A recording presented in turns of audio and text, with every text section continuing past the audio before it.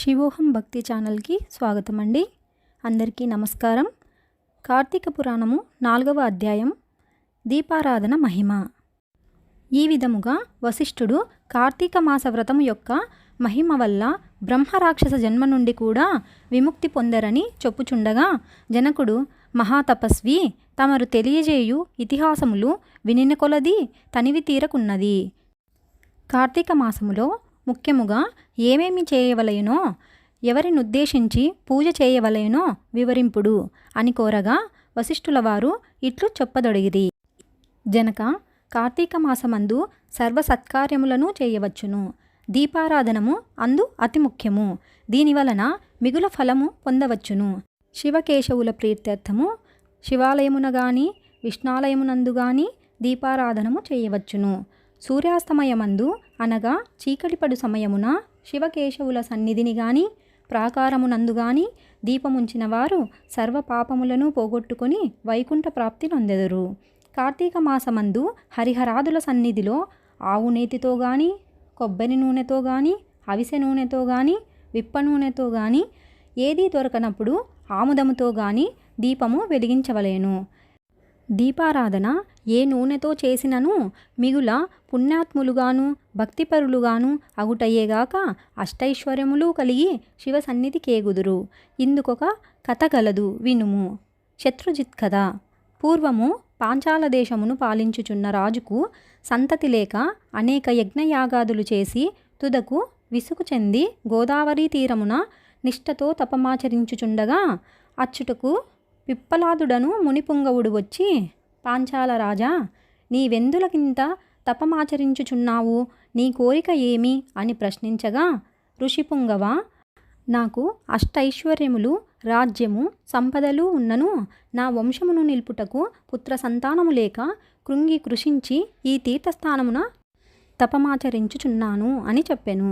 అంత మునిపుంగవుడు, ఓయి, కార్తీక మాసమున శివ సన్నిధిని శివదేవుని ప్రీతి కొరకు దీపారాధనము చేసిన ఎడల నీ కోరిక నెరవేరగలదు అని చెప్పి వెళ్ళిపోయెను.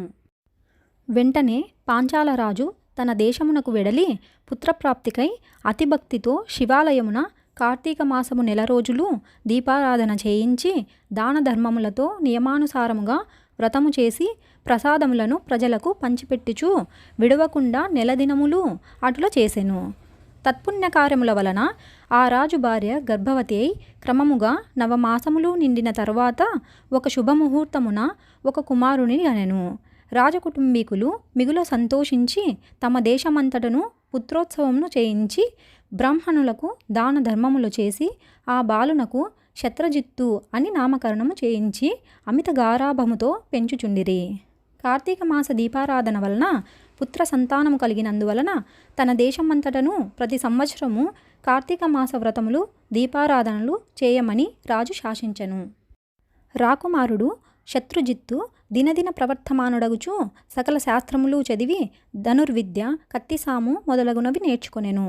కానీ యవ్వనము రాగానే దుష్టుల సహవాసము చేతను తల్లిదండ్రుల గారాభము చేతను తన కంటికింపగు స్త్రీలను బలాత్కరించుచు ఎదిరించిన వారిని దండించుచు తమ వామకాంక్ష తీర్చుకొనుచుండెను. తల్లిదండ్రులు కూడా తమకు లేక కలిగిన కుమారుడని తలచి చూచి చూడనట్లు విని విననట్లు ఉండిరి. శత్రుజిత్తు ఆ రాజ్యములో తన కార్యములకు అడ్డు చెప్పిన వారిని నరుకుదునని కత్తి పట్టుకొని ప్రజలకు భయకంపితులను చేయుచుండెను. అటుల తిరుగుచుండగా ఒక దినమున ఒక బ్రాహ్మణ పడుచును చూచుట తటస్థించెను. ఆమె ఒక ఉత్తమ బ్రాహ్మణుని భార్య, మిగుల రూపవతి. ఆమె అందచందములను వర్ణించుట మన్మధునికైనను శక్యము కాదు. అటువంటి స్త్రీ కంటపడగానే రాజకుమారుని మతి మందగించి కొయ్యబొమ్మ వలె నిశ్చేష్టుడై కామ వికారముతో ఆమెను సమీపించి తమ కామవాంఛ తెలియజేసెను. ఆమె కూడా అతని సౌందర్యానికి ముగ్ధురాలై కులము శీలము సిగ్గు విడిచి అతని చేయి పట్టుకొని తన శయన మందిరానికి తీసుకుని పోయి భోగములను అనుభవించెను. ఇలా ఒకరికొకరు ప్రేమలో పరవశలగుట చేత వారు ప్రతిదినము అర్ధరాత్రి వేళ ఒక అజ్ఞాత స్థలములో కలుసుకొనుచు తమ కామవాంఛ తీర్చుకొనుచుండిరి. ఇలా కొంతకాలము జరిగెను. ఎటులనో ఈ సంగతి ఆమె మగనికి తెలిసి పసిగట్టి భార్యను రాజకుమారుని ఒకేసారిగా చంపవలయునని నిశ్చయించి ఒక ఖడ్గమును సంపాదించి సమయము కొరకు నిరీక్షించుచుండెను. ఇట్లుండగా కార్తీక శుద్ధ పౌర్ణమి రోజున ఆ ప్రేమికులిద్దరూ శివాలయమున కలుసుకొనవలెనని నిర్ణయించుకొని ఎవరికి వారు రహస్య మార్గమున బయలుదేరిరి. ఈ సంగతిని పసిగట్టిన బ్రాహ్మణుడు అంతకుముందే కత్తితో సహా బయలుదేరి గర్భగుడిలో దాగియుండెను. ఆ కాముకులిద్దరును గుడిలో కలుసుకుని గాఢాలింగనమునర్చుకుని సమయమున చీకటిగా ఉన్నది, దీపముండిన బాగుండును గదా అని రాజకుమారుడనగా ఆమె తన పైట చెంగును చించి అక్కడ ఉన్న ఆముదపు ప్రమిదలో ముంచి దీపము వెలిగించెను. తర్వాత వారిరువురు మహానందముతో రతిక్రీడలు సల్పుటకు ఉద్యుక్తులగుచుండగా అదే అదునుగా ఆమె భర్త తన మొలనున్న కత్తి తీసి ఒక్క వ్రేటుతో తన భార్యను ఆ రాజకుమారుడిని ఖండించి తాను కూడా పొడుచుకొని మరణించెను. వారి పుణ్యము గొలది ఆ రోజు కార్తీక శుద్ధ పౌర్ణమి సోమవారమగుట వలన ఆ రోజు ముగ్గురు చనిపోవుట వలన శివదూతలు ప్రేమికులిరువురిని తీసుకొని పోవుటకును యమదూతలు బ్రాహ్మణుని తీసుకొని పోవుటకును అక్కడికి వచ్చిరి. అంత యమదూతలను చూచి బ్రాహ్మణుడు, ఓ దూతలారా, నన్ను తీసుకుని వెళ్ళుటకు మీరేల వచ్చినారు?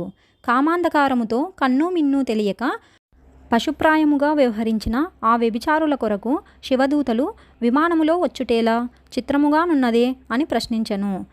యమకింకరులు, ఓ బాపడా, వారెంతటి నీచులైనను ఈ పవిత్ర దినమున అనగా కార్తీక పౌర్ణమి సోమవారము దినమున తెలిసో తెలియకో శివాలయములో శివుని సన్నిధిన దీపం వెలిగించుట వలన అప్పటి వరకు వారు చేసిన పాపములన్నీయూ నశించిపోయినవి.